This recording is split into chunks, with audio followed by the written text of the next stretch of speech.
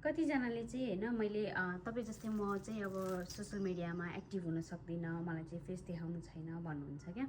कि मैले पनि यो बिजनेस गर्न सक्छु र भनेर सोध्नुहुन्छ भने चाहिँ अभियसली तपाईँले पनि यो बिजनेस गर्न सक्नुहुन्छ, किनभने यो बिजनेसमा चाहिँ we have a living proof होइन, जो चाहिँ सोसियल मिडियामा एक्टिभ नभए तापनि उहाँले चाहिँ यो बिजनेसमा चाहिँ होइन सक्सेस पाउनु भएको छ। र यहाँ चाहिँ के राम्रो छ भने तपाईँले चाहिँ फेसलेस मार्केटिङ सिक्न पाउनुहुन्छ क्या।